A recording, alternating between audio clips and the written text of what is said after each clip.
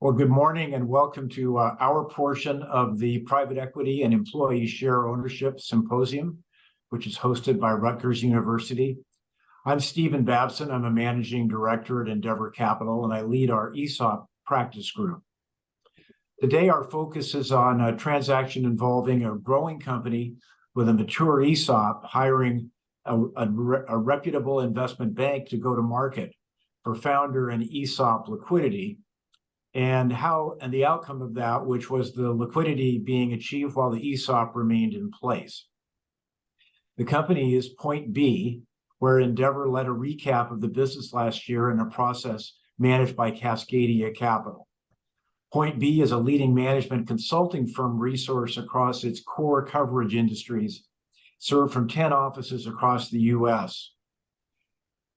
Revenue at the time of our investment was approximately $300 million and headcount about 850. The company focuses on high-end project leadership and solutions implementation. I'm pleased that we have a really good panel here, all of whom were involved in this transaction in different ways. First, Chris Marsh, who is a CEO and co-founder of Factious. Chris is also the chairman of the board of Point B and was the principal negotiator on behalf of the company in our transaction. Hugh Campbell is a managing director and heads the business services group at Cascadia. And we've known Hugh for many years. He's led several transactions that we've been involved in. And finally, Chris Buch, a partner at Polsinelli. And Chris served as Endeavor's ESOP counsel, and after the closing of the transaction became Point B's ESOP counsel and continues in that role. So I want to start with Chris Marsh. Chris, you've been an outside board member here in addition to the other things you've got going on as a CEO and principal. And so what got you involved in this company? Give us a little bit of perspective, more background on you, how you got to know the founders, the incumbent management at the time you joined, how that transformed over time, and what factors led the company to take itself to market through Cascadia. Okay, great. Thanks, Stephen. So I'll tell you, my background, I've spent most of my career running tech companies out of the Northwest. I've served on a number of different boards in varying size, from early stage to late stage companies, and still do that to this day. I probably met Point B about 13 years ago. At the time, I was on a mutual board with Mike Ponget, the CEO at the time, and he was describing the evolution of where the company wanted to go, and that it was really a founder-led company. They were growing nicely, but it was really led as a founder-led company and to the benefits of the founders and the people that were involved. At the time that I contemplating joining the board, they were an ESOP at that point. I was actually their first outside board member to join the company and served in that role for several years before we reached out and brought in another outside board member several years later. The company was really focused around its culture of its people, its work-life balance. They were really held high around their client and customer satisfaction as an organization, and really focused on growing the company that way. And as you can imagine, in this business, and we all say in all businesses, people matter, but in the world of consultants, people matter most. And providing that kind of sense of ownership was kind of a key foundation around the culture of this company. And I think a lot of people kind of held that in high esteem, that they felt, prideful around being a part of an organization like Point B and a true owner in the company. No small task, as you know, around the communication and education of the value and benefits of an ESOP, but I think the company did a pretty effective job. The company was about 25 years old when the founders decided that they started to contemplate their future and their liquidity needs personally and where the company wanted to go. I think that timing also really matched up in the marketplace, where there was a bit of an outsized demand and interest in companies like us, and we were approached by a few and started to entertain the possibility of a potential liquidity event. We felt at the time, being close with the Cascadia Capital and Hugh and his team, that we wanted to bring in advisors and to kind of help guide and coach us through that process. As we contemplated the real value of the company and our future, we were approached from everything you could imagine, from financial buyers who would look at the ESOP, generally probably more concerning than favorable. In the early stage, we were approached also by some strategics that, were publicly traded companies and looking to just acquire the company in whole. And I think what found, our way to the Endeavour Capital people was a grounding around cultural alignment and kind of future and still participation for us, which I think was both helpful for Endeavour and our founders, and I think the team members of Point B, which is selling a majority stake in the company, but still rolling, a portion of our value and assets into the new deal, and still being a part of that ownership team. And that's what really led us to the Endeavour Capital transaction. As you can imagine, I think for a transaction of these complexities, having partners that understand ESOP transactions as Endeavour did, and navigating through those complexities to get to the final closing of this transaction is super important. But I think the real value for both partners, Endeavour and the ESOP members of our Point B family, is that we're all in this together to create value. And I think that still the tenets, although we sold a 60% stake in the company, all the people that are involved in Point B still feel like they're owners. They have a big participation in the future of the company. They're all going to win, right along with the financial partners that we chose in Endeavour Capital to come along with this transaction. And Hugh and his team were exceptional around helping us navigate those complexities and negotiate the final terms. And ultimately, it was a win for all parties. The founders at that point retired basically from being active on the board. We reconstituted a formal board. It probably feels much more like a public company around how we run this organization with all the different members, 7-member board now. And those founders have moved on, but we've made some changes around our C-level suite to kind of accommodate where the company is going. And we've been focused on that future ever since. I think the transaction occurred about a year and 10 months ago or so. I've worked with Cascadia Capital in my past. I've known them well, have a lot of respect for their skills and ability to help navigate these transactions. And with that, I will hand it off to Hugh Campbell, who was kind of the lead for us around the transaction. He was my partner as we negotiated the final T's and C's of this deal. And Hugh, I'll leave it to you to take it from there. I'll just jump in here, Hugh, to add that Chris Marsh is a formidable negotiator. We took a lot of punishment from him. And the situation was that the senior members of the management team were going to retire at the time of closing. So there was a little bit of a vacuum on who was speaking for the company. And so the chairman stepped up and did an admirable job negotiating with us. And it became clear we wanted him to stay. And it was important for us to retain him as the chairman of the company and build additional members of a board that has more outside members than insiders. Hugh. Thank you, Stephen. Thank you, Chris. So I am an M&A advisor with Cascadia Capital. I've been doing this the better part of 20 years. And all of my clients are people businesses. So consulting, staffing, IT services. I had the business services practice at Cascadia. We had known Point B really since our founding in the late 90s and Endeavour. So frankly, the three organizations, I think, kind of grew up together in the Pacific Northwest. We had a lot of respect for both Endeavour and Point B. So I think that Point B, when we were honored to be hired as the advisor to Point B, I think they ran a competitive banker selection process. We knew that we had a really interesting business that had a great legacy and a great brand and a 20-year track record of growth, great profitability. So on one hand, we had this amazing asset to market to the universe of buyers and investors. We also knew that there were some challenges around the company. Point B is culture first, like Chris said, which is great. But when you do an M&A transaction, you're basically introducing another culture, right? A new owner, they were considering both private equity and strategic buyers. And so we knew we had to find a buyer that really fit Point B's culture and could really see eye to eye with the managers and founders and the brand and the legacy that they wanted to create. The other thing that we had, which is very common, is multiple stakeholders. And in this case, as Chris mentioned, there were the founders who owned a minority stake and were not really involved with the business and ready to retire. They had founded the business many years ago and were in other places in their lives and ready to step away. And then you had the ESOP and the employees, which are really one and the same. It was extremely widely dispersed.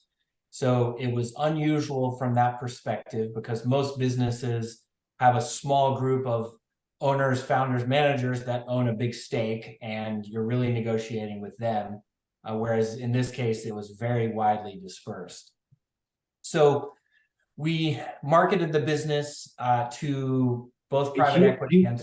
If I could, let me stop you just for a minute here, because I know a lot of people, having been on panels in this program before, there are a number of people attending who are attending because they're very interested in potentially adopting an ESOP. Yes. And their concern is, well, what is that going to do to us from a valuation standpoint? And can we raise capital from the markets, including from private equity sources, if we're either 100% or partially owned by an ESOP?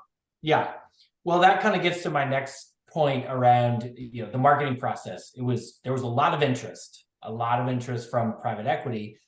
However, the ESOP was a little bit of an elephant in the room in terms of the interest level of a lot of private equity groups. There were many groups who said to us, yes, we're very interested. However, we want to buy out all of the ESOP and have the ESOP kind of cease to be an owner of the company.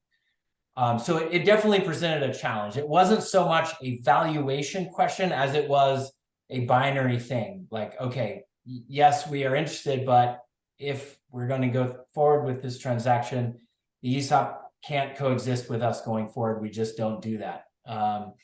And so there were a small handful, Endeavour being one, that said, yes, we're actually happy with an ESOP. And Endeavour really set itself apart by really leaning into that and saying, look, we've done, Stephen, correct me if I'm wrong, 2 other, maybe 3 other businesses where we invested with alongside an ESOP. We like it as an employee retention tool. We like employee ownership as part of kind of getting everyone rowing in the same direction. So I would say more than any other private equity firm, Endeavour saw the ESOP as a benefit rather than an obstacle to getting a deal done. I think there were really, 2 major challenges as we came to getting to final strokes. One was figuring out how the ESOP plays with a new majority investor, Endeavour. And the second is that, as I mentioned before, it was a very widely dispersed ownership base. And so it was challenging, I think, for Endeavour and other firms that we were speaking with to figure out how exactly we create that alignment with the top management who is really going to be driving the value for the next 5 to 7 years or 10 years or the whole period. Obviously, Endeavour was very impressed with Point B's past, but what they're stepping into is all about the future and how do we create that alignment. And there were also, I think, and some of the audience will know about this, but there were also some structuring challenges in figuring out exactly how the shareholder waterfalls work with an ESOP. It's definitely more complicated than just a straight equity or straight asset deal. So we had to navigate that. There were a lot of very competent advisors around the deal on the legal side and on the ESOP side that helped us all through that. But ultimately, Endeavour prevailed. Number one, being able to embrace the ESOP, and number two, just being a culture-first private equity firm. We had to really try to convey that to the company that, hey, there's private equity and then there's Endeavour. They really are different. They're differentiated. I think the Pacific Northwest presence really helped, but the cultural fit was just really hand in glove. And we couldn't say that with many of the other bidders. I just, for everybody's benefit, in addition to being a sponsor here, we had to pay these guys heavily to get this endorsement, but we much appreciate it nonetheless. So a little bit about Endeavour as it relates to this topic. We're an industry-focused source of private capital to middle market companies. We were founded in 1991. So absolutely right, kind of grew up in the 90s, kind of at the same time as Cascadia, knew the founders of Point B. We're midway through investing our 8th fund, and we have offices in Seattle, Portland, Los Angeles, and Denver. Now, for us, making an investment in a company, the ownership alignment is critically important. And so we are always using various direct equity incentives to the extent we can. And typically we're investing through pass-through entities. And so we use a profits interest unit, which the manager doesn't have to pay for, but is a capital asset in the person's hands. And that vests partly on time and partly on performance tied to returns. We have been careful over the years of embracing ESOPs, but we've known them and have worked with them for a long time. And we think the pluses can outweigh the minuses for certain companies and certain industries. And certainly in business services, as I'll get to, companies typically have a profile that makes us comfortable that an ESOP could work there. ESOP is, in our view, it's a true profit sharing plan with the profits reinvested in company stock and with equity appreciation occurring on a tax-deferred basis. It's, as Hugh said, it's a great retention tool. And if the company is sold and you continue employment, your account is now more liquid or completely liquid, but you still can compound value in it on a tax-deferred basis until you retire. So we don't think there's anything quite as meaningful as that to people who for just the privilege of being an employee. And the company is always able, as we did with Point B, to create additional specific equity incentives for the senior leadership and other managers. We like ESOPs, and they're very attractive to sponsors of social capital. And we've always had people of that kind interested in co-investing with us in ESOP-related transactions. And ESOPs are also a great favorite of the U.S. Congress. There seems to be always some new initiative to make ESOPs more attractive.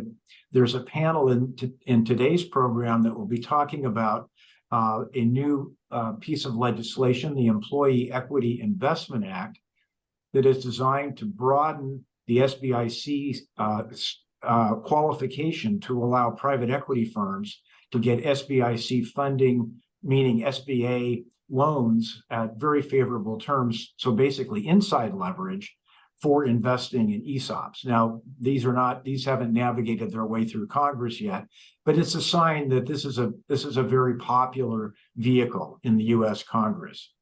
So drawbacks, well, repurchase liability. The company has to be making a market in its own securities. And while that's an off-balance sheet liability, it's a real one. And what we liked about Point B was they had managed that extremely well, and they had some real flexibility in terms of how the repurchase obligation would get met. As Chris Buch will tell you, and he's coming up next, there are significant compliance costs to being an ESOP. You're regulated under ERISA. You got oversight from the Department of Labor and the IRS. Maintaining S-Corp status can be pretty important here. And there are also rules on who can be a shareholder in an S-Corp. And it isn't a private equity firm. And so as Chris will get into, there are a couple of choices you have as a PE firm on how you participate in an ESOP-backed company. And in the one case, you can preserve 100% S-Corp status, but it's hard to get the governance rights and maybe some of the economics you want. And in the other, you can make it a little bit leaky from a tax standpoint, but you can get more governance and you can get the kind of structuring that allows you to use the right equity incentives for the management team. And Chris will talk about both of those. So there's no free lunch here in terms of maintaining S-Corp status. So our activity with S corps goes with ESOPs and S corps goes back to the 1990s when it was made clear that the ESOP would count as it could be a permitted shareholder in an S corp, and it comprised or constituted only one shareholder. That kind of opened the door to this kind of structure, and we've been involved in selling our portfolio companies to an ESOP. This happened in the days when we were still a family office and we had individual investors who could take advantage of the Section 1042 deferral to defer their gain, and they often had very low basis in the stock. We've created ESOPs within portfolio companies as a way of providing liquidity to multi-generation family members with low basis in their stock. And as Hugh mentioned, we've invested alongside ESOPs in 3 different situations, the latest including Point B. What we've liked about Point B, its business services profile. That's kind of an indicator. We'll look at an ESOP structure there. Large pool of sophisticated employees weighted towards somewhat younger employees, so you don't have a large maturing repurchase liability. And as I said, the company had built-in flexibility on fulfilling its repurchase obligations. The company had experienced rapid growth, remarkable client retention, and a really powerful culture, as Chris Marsh mentioned. There was already an ESOP in place, and for over 10 years with appreciation and share value. But it didn't appear to us that the employees of the company really valued that. And we viewed that as an opportunity. And I think sometimes it's hard in business services, particularly professional services, where people's income is fairly high. It's sometimes hard to get them to focus on this deferred benefit they're getting through the ESOP. And finally, the company had good governance. It had an outside board and an institutional trustee, and it had good governance practices in place. So the transaction was fairly direct. It was equity from Endeavour Capital and some of our LPs with co-invest rights who have an appetite for social capital, and with senior debt provided by a consortium of lenders led by JP Morgan Chase. As Chris Marsh mentioned, proceeds were used to fully retire founder interests and provide liquidity for the ESOP. And post-closing, we did work with the board to create senior leadership incentives, including direct equity and then performance unit plans. So there was some heavy lifting using this drop-down structure, which was necessary for the governance and economics we wanted.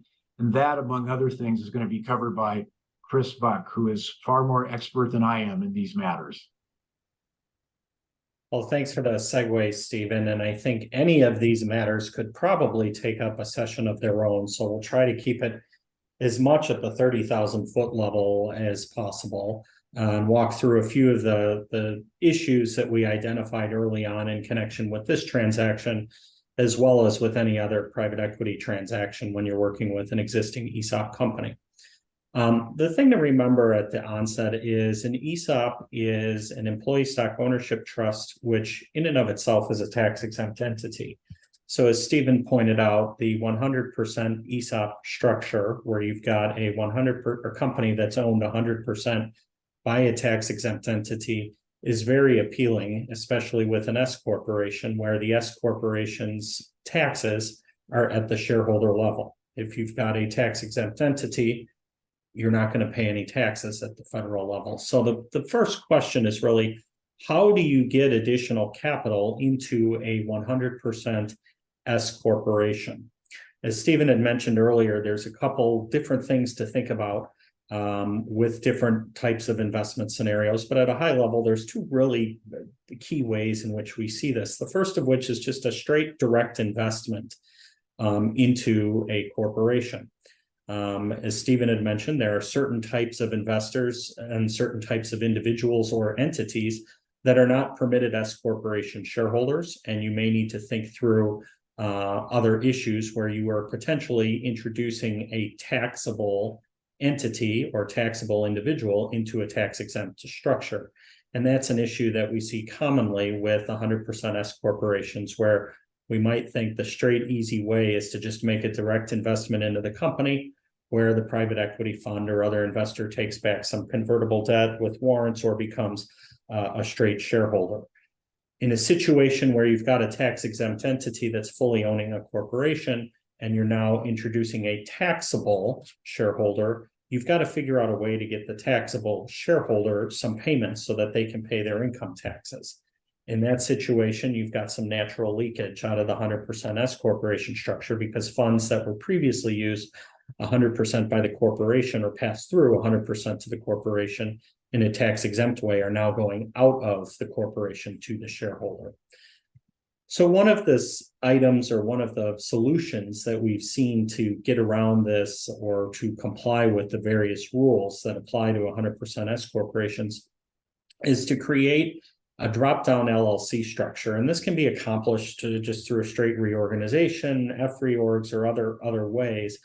But basically, you're reorganizing the operating business here, which was Point B Inc., into an LLC. And that LLC is then dropped down within the structure and will be owned partially by an outside investor, in this case, Endeavour Capital, and partially by the remaining Inc., or the company that is owned by the ESOP. In this situation, you've got the LLC, which is the operating company, and the operating business, and that is going to be governed at a corporate governance level by an LLC agreement. And you can specify how distributions are to be made, how governance rights are handled, and all sorts of other things with the drop-down LLC that you can't necessarily have with 100% S corporation. The LLC is able to kick out payments, whether for tax purposes or otherwise, to both the outside private equity investor or to the ESOP S corporation. And the ESOP S corporation is still owned 100%. So anything that goes up to the S corporation is still going to maintain that tax-free nature within the ESOP, while still allowing the outside investor to get some return and some payments for tax or other purposes along the way. There's also another side benefit to the drop-down LLC structure in that it does insulate the private equity firm or the outside investor from some of the ERISA liability that we might talk about that is out there with respect to ESOPs, because ESOPs are a creation of both the Internal Revenue Code and through ERISA, and they're regulated by the Department of Labor and the IRS, and in some cases, we have private plaintiffs firms coming after ESOPs as well. So by keeping the ESOP separate and apart as a standalone owner of the S corporation, the private equity firm outside investor is insulated from those types of issues. The issue, though, is when you've got a drop-down structure here, I've mentioned that ESOPs are creatures of the Internal Revenue Code and of ERISA. And in order for an ESOP to qualify as an ESOP, it needs to hold what are known as qualifying employer securities. Qualifying employer securities are defined under both ERISA and the Internal Revenue Code. Under the Internal Revenue Code, employer securities are defined under Code Section 409L, which via private letter ruling has said that an LLC taxed as a corporation can have potentially qualifying employer securities through various private letter rulings. The problem is ERISA does not define employer securities and qualifying employer securities in the same way as the Internal Revenue Code defines qualifying employer securities. So while an ESOP could have qualifying employer securities under the tax code, ERISA says that we must have stock or other marketable obligations, which basically do not allow an LLC to qualify as an entity that can sponsor an ESOP under the Department of Labor rules under ERISA. So we need to find a way to make sure that the ESOP still has qualifying employer securities up here at the S Corp level, while still maintaining operations down low at an LLC level.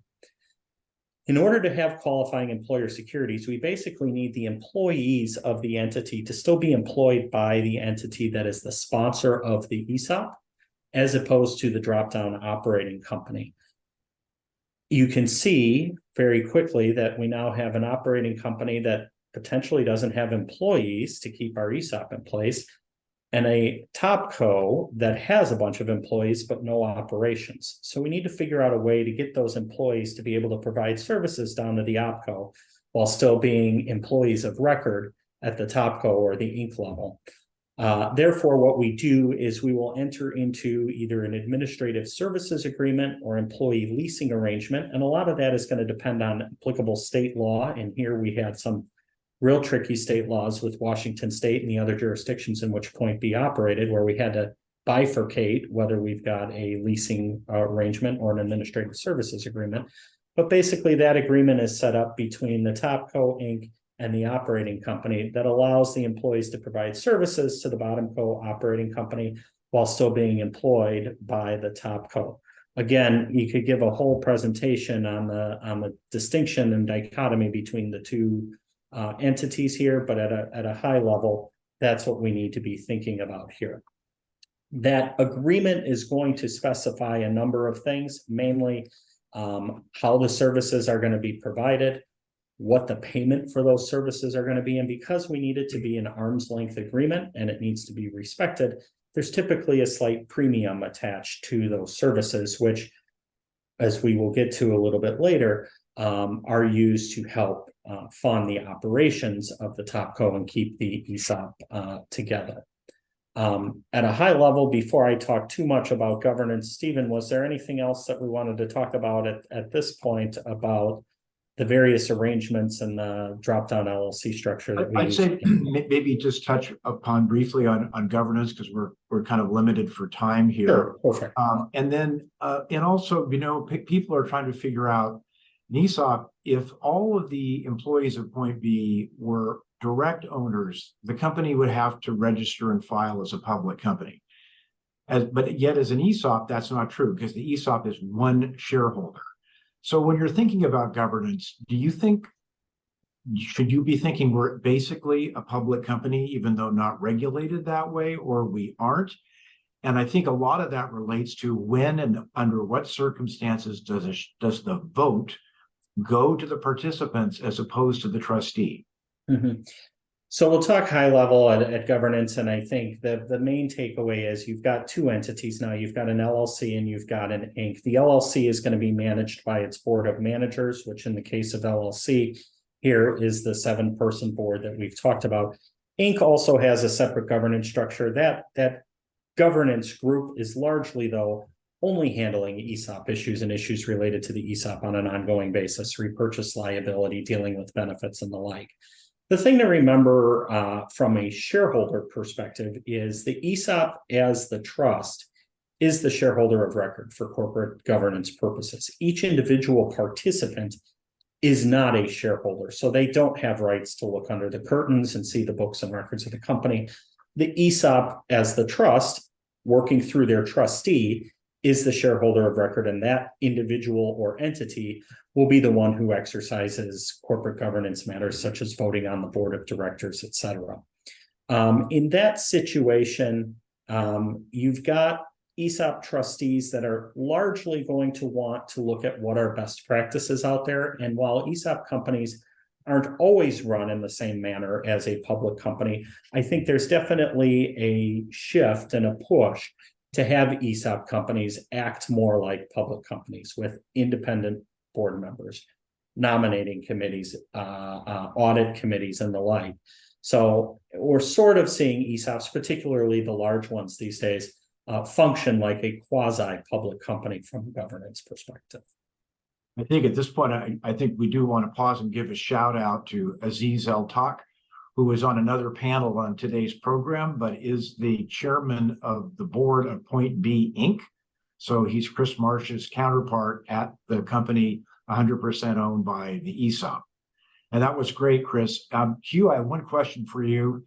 What are you seeing in your business services practice in terms of the prevalence of ESOPs? Any views about trends there?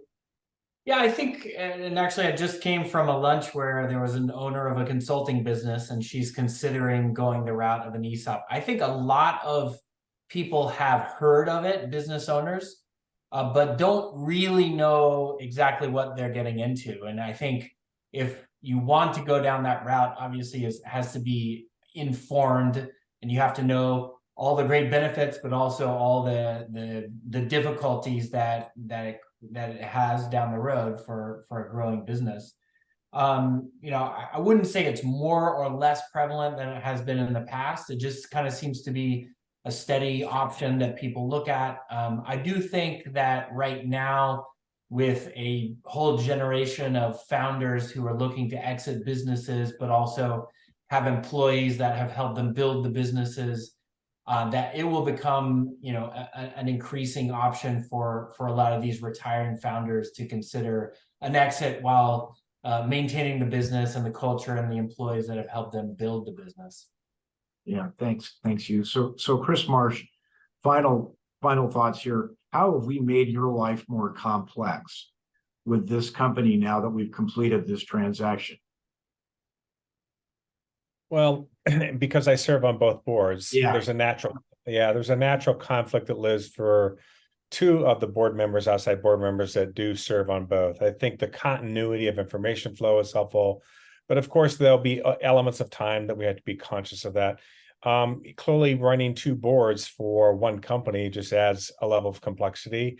There's a lot to kind of manage through around the fundamentals of an ESOP, but not so overly complicated. We've done it, for a number of years. But now that we're in a pretty focused mode in transforming the company and our growth and our focus there, I don't know that there's more complexity other than just managing, two groups of people. I mean, managing more people is more complex, and two boards means there's just more work. I wouldn't say it's an unduly amount of work, but it is something that you should take into consideration in these transactions, and it does add some costs. Well, so we've kind of used up our time today, and on behalf of our panelists, I want to thank everybody in our audience for your attendance and your time and attention, and we hope you found this program worthwhile.